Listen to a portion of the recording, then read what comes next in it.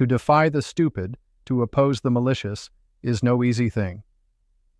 I wrote these words not for dramatic effect, but as a statement of lived truth, one forged through years of intellectual combat, moral conviction, and solitary dissent. I have spent a life defying conventions and denouncing follies, not out of pride, but out of necessity. The world, as I have known it, has always teetered precariously between ignorance and brutality. The courage to resist either, let alone both, is a rare quality, and rarer still when that resistance must be done in isolation. Let me be clear. Stupidity is not merely a lack of intellect. It is the refusal to think critically. It is a slothful comfort in dogma. And malice?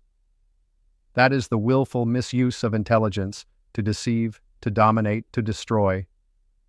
Often, the two walk hand in hand. In my youth, I was fortunate to be born into a family of aristocrats, but I chose not to live within the quiet luxury of unexamined life. I took up the cause of logic, mathematics, and peace.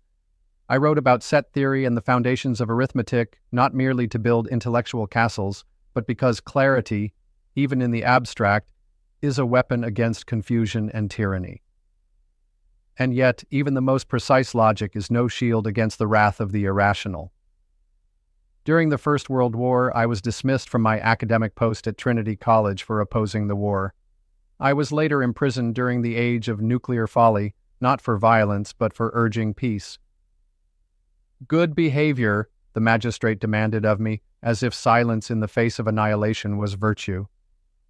I declined. The impulse to silence dissenters is not new. Tyrants, ideologues, priests, and partisans have always been wary of those who ask inconvenient questions, those who do not toe the line. Inquisitors in Rome and autocrats in Moscow differ only in robes and flags, not in their disdain for the free mind. But let us not deceive ourselves. The peril is not confined to dictators. In democratic societies, too, stupidity is lionized and malice masked as policy. Conformity becomes patriotism.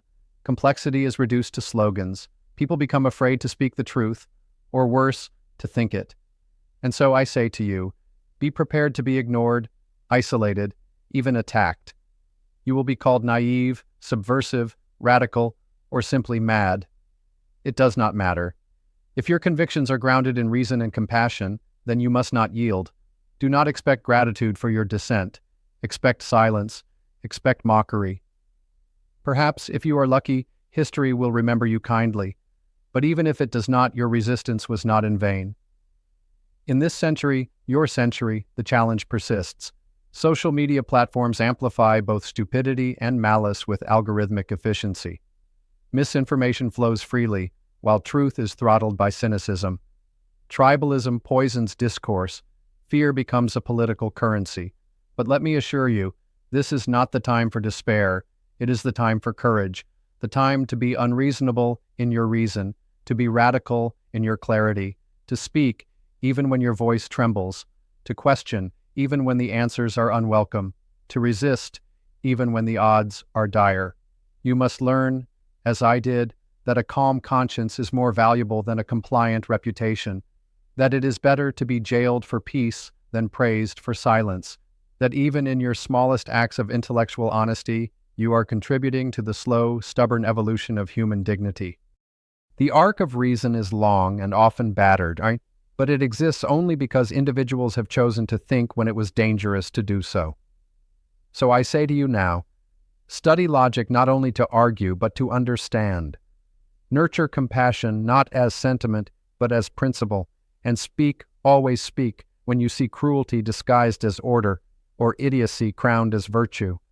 Because freedom is not a gift, it is a habit, it is a rebellion, and most of all, it is a responsibility. And should the time come when you stand alone in a square of silence, facing jeers or judgment, remember this. You may be frightened, you may be uncertain, but so long as you are not silenced, you are still free. Bertrand Russell, channeled for today.